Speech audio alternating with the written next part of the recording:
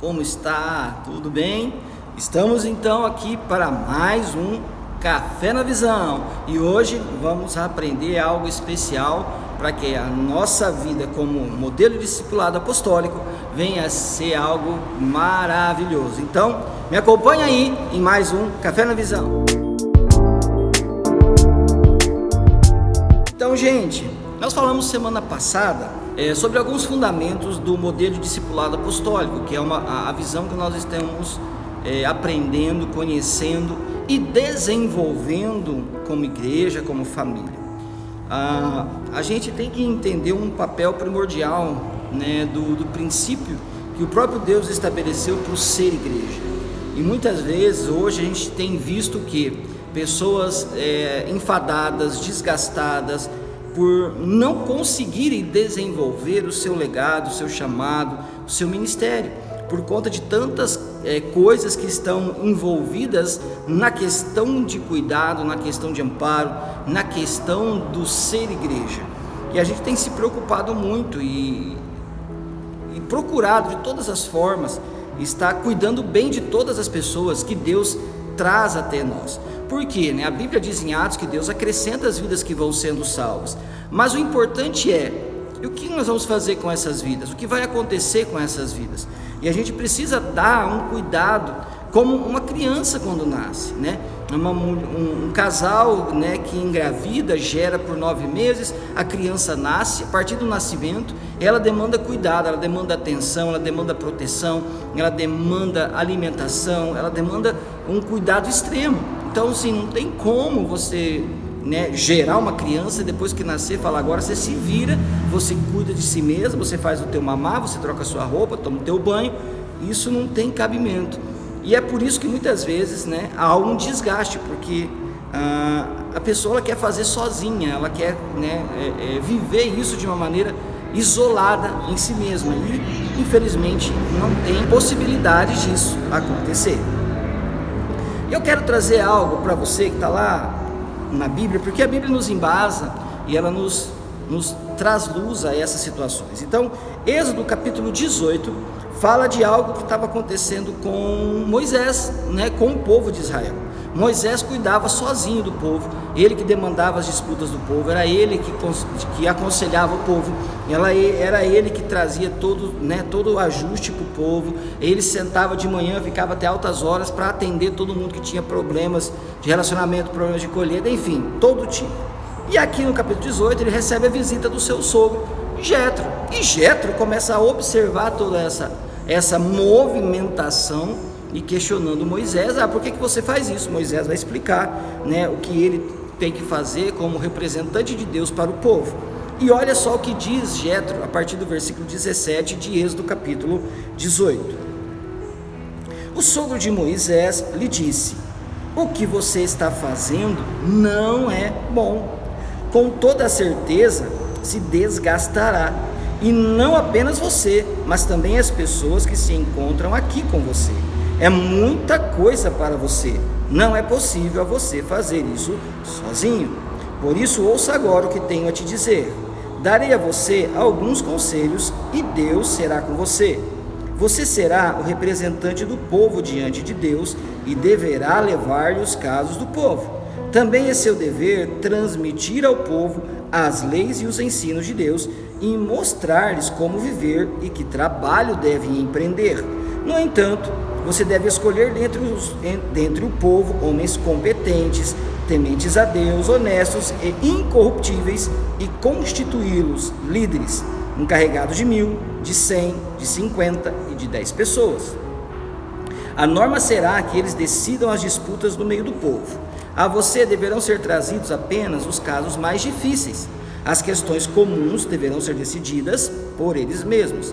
Desse modo, eles facilitarão o desempenho das suas tarefas e partilharão a carga com você. Caso você proceda desse modo, e Deus o está dirigindo para fazê-lo, será capaz de suportar, e todas essas pessoas alcançarão o seu destino em paz. Olha só, né, o conselho de Jetro. E aí que a gente começa a entender um princípio e uma base para o ser igreja. Porque desde quando nós começamos aqui a igreja, a comunidade Ágape, nós já começamos com o entendimento de que precisávamos viver uma igreja não embasada e firmada em nós, em mim, na Andréia, e simplesmente onde eu e ela, como pastores, éramos responsáveis por tudo, por todas as demandas, por todos os problemas, enfim, aquele acúmulo de tarefas, porque esse é o molde da igreja tradicional, esse é o molde da igreja, né, estabelecida aí há muitos e muitos anos. E eu quero deixar algo claro aqui, tá? Que você entenda que isso não é errado, não é pecado, né? Não tem nada disso. Por favor, não estou querendo aqui, né, questionar essa questão. A Bíblia é clara e Deus dá uma direção para cada um, Deus dá uma revelação a cada um, Deus dá um propósito a cada líder, a cada pastor, e caminha nesse propósito que você tem imenso. Eu não estou questionando e nem quero gerar polêmica aqui por conta disso, amém? Então, por favor, não longe de mim, pelo contrário, nós temos pastores que nós conhecemos que são bênçãos, que cuidam dos seus rebanhos, e tem vivido, né, como Deus tem determinado, e tem crescido, multiplicado, prosperado e sido honrado, porque é assim que Deus determinou.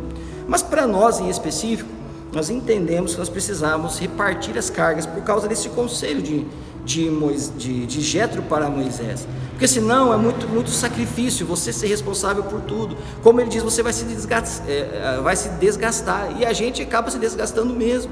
Nós temos visto aí muitos pastores se suicidando, muitos pastores querendo abandonar ministério, muitos pastores enfadados, sem propósito, sem projeto, porque não aguentam mais, estão cansados, porque é gabinete pastoral todo dia, entra às 8 da manhã no seu escritório para atender as pessoas da igreja e fica até 9, 10, 11, meia-noite de madrugada atendendo as pessoas. É atendimento ininterrupto, às vezes por coisas banais, às vezes por coisas simples, às vezes por coisas sérias, enfim, é muito desgastante, e aí perde a família, porque tem mais tempo com a igreja do que com a própria família, com a esposa, com os filhos. Isso não é bom. Jétro está ensinando Moisés, isso não é bom. E é aí que entra, né, aquilo que nós estamos vivendo, porque Deus, em sua infinita sabedoria e graça, nos revelou uma estratégia. E qual é a estratégia? Como Jétro diz, olha, levanta homens fiéis, capazes, incorruptíveis, né? Pessoas capacitadas, amadurecidas, pessoas treinadas, pessoas que têm uma vida ilibada, uma vida digna, uma vida reta, que são, né, referenciais e modelo em meio ao povo, em meio à congregação, e levanta por líderes, por chefes de 100, de 1000, de 100, de 10, né? É isso que nós vivemos como uma igreja na visão de modelo de discipulado apostólico, numa igreja em células. Por quê? Porque nós levantamos líderes que vão cuidar na célula de 15 pessoas, 10, 15 pessoas. Amém? Depois vem os líderes que vão cuidar de líderes que cuidam de líderes, e assim até chegar a mim, André, como os pastores presidentes. Ou seja, vai chegar para nós as causas mais complexas, as causas mais difíceis, as causas mais problemáticas, para que nós possamos, em oração e debaixo da direção de Deus, da nossa cobertura, poder estarmos conduzindo o povo. Isso facilita muito. Por quê? Porque aí nós temos tempo, nós temos capacidade de poder orar, de poder estudar a palavra, de visualizar e vislumbrar projetos futuros, de preparar toda a estrutura de adorno da noiva, como diz Apocalipse 19, que a noiva se aprontou para as bodas do Cordeiro. E o nosso papel, como diz a palavra em Atos, o que os apóstolos fizeram a um determinado momento? Eles entenderam isso e falaram, não, peraí, nós vamos ficar somente para a oração e para a palavra, o restante os outros vão fazer. Então é isso que nós entendemos como visão, né, de modelo discipulado apostólico, de uma visão de igreja em células. Então nós temos um acompanhamento individual, que é o discipulado 1 a 1, que é o MDA, né? As pessoas, um acompanhando um discipulando um, é esse cuidado individual, onde tem alguém que vai estar me aconselhando, me direcionando, me amando, me amparando, né? Onde eu vou ter respaldo, onde eu vou ter ombro para chorar, onde eu vou ter conduta, postura, enfim, eu tenho alguém comigo. Mas eu tenho alguém também que lidera a célula, por exemplo, que vai ter 15, 16 pessoas sob a sua coordenação e direção, onde muita coisa será dirimida e resolvida, e assim sucessivamente, até chegar a nós como pastores presidentes da igreja. E não acaba em nós temos acima de nós a nossa cobertura, nós temos acima de nós apóstolo Joel, a apóstola Sandra, que cuidam de nós como modelo de discipulado apostólico, e temos ainda sobre as nossas vidas apóstolo Géser, apóstolo Maricleide. Então, ou seja, ninguém anda sozinho, ninguém está isolado de ninguém, mas a gente tem dessa forma muito mais possibilidade de cuidado, das pessoas se sentirem amadas, e se sentirem protegidas, de se sentirem impulsionadas, porque num modelo de gabinete pastoral, dependendo do tamanho da igreja, acontece uma situação na minha vida, o pastor só vai poder me atender daqui 2 meses, 3 meses, como nós já atendemos pessoas assim. Eu precisei, eu fui conversar na secretaria da igreja, o pastor só poderia me atender daqui 90 dias. Você imagina a pessoa com uma situação no casamento, 90 dias o casamento já acabou.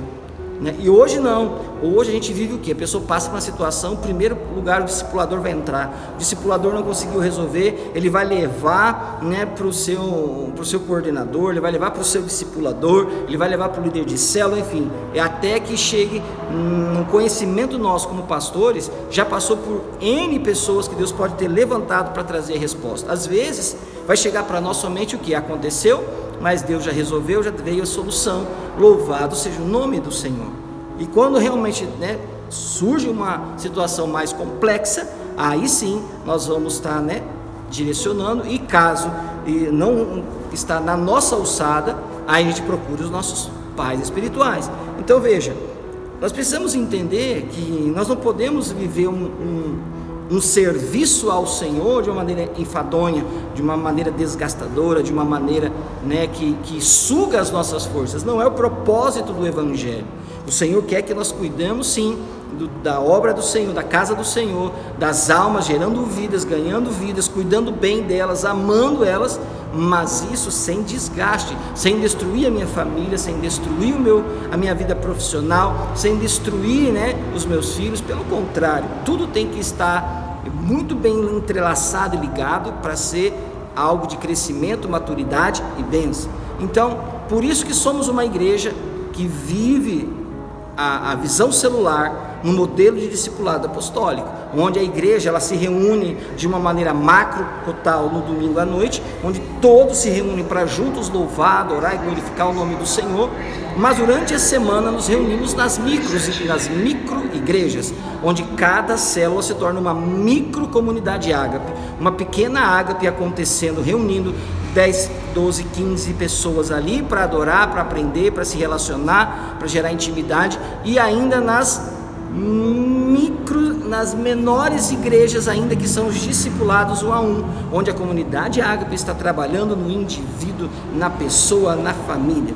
Então isso é algo precioso, e é isso que a visão da igreja em células e a visão do modelo de discipulado apostólico vem agregar e vem trazer para as nossas vidas. A igreja é muito mais efetiva, a igreja é muito mais ampliada, uma igreja muito mais ativa, muito mais viva, porque ela não está presa a determinados paradigmas, não, ela está caminhando, ela está crescendo, ela está vislumbrando coisas muito mais elevadas, muito mais altas, porque é propósito do Senhor de alcançar a Jerusalém, Samaria, Judéia e os confins da terra, de ir além de limites que nós muitas vezes humanamente possamos acreditar que possamos ir.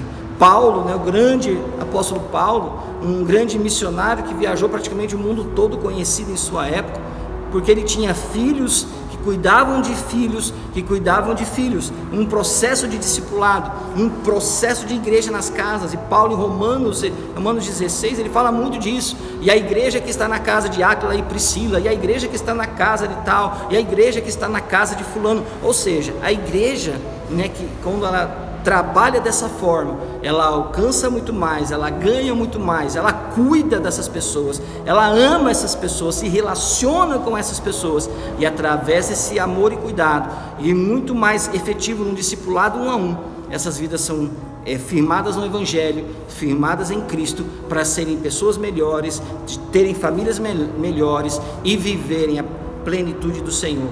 Porque não é somente o cuidado, mas é também a impartição, a liberação de unção, para que essa pessoa ela possa continuar gerando vidas, discipulando bem cada uma delas, amando, cuidando, sendo líderes de excelência, liderando os céus, até cumprir o propósito do Senhor e chegar naquele dia diante do Pai e falar: Senhor, aqui estão os frutos para apresentar ao Senhor, que é digno de receber toda a honra e toda a glória. Então que você receba isso, que você guarde isso no teu coração, porque o propósito de uma igreja em células é tirar o fardo pesado que muitas vezes meia dúzia de pessoas carrega sozinho nos ombros e reparte com toda a igreja, onde todo mundo, debaixo da sua unção, do seu amor e cuidado, possa cuidar de vidas, possa desenvolver o seu chamado, desenvolver o seu legado e desenvolver o crescimento e maturidade que Deus tem para cada um.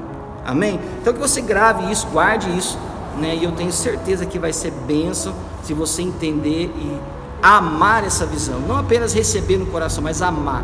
Ame a visão, ame esse sonho, ame o propósito de Deus, da mesma forma como Moisés amava servir a nação de Israel, a ponto de dizer: Senhor, se o Senhor for destruir essa nação e matar todo mundo, me mate também. Eu não quero ser diferente de ninguém.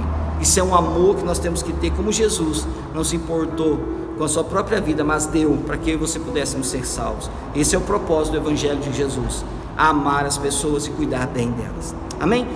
Guarde isso no teu coração. Quero orar te abençoando.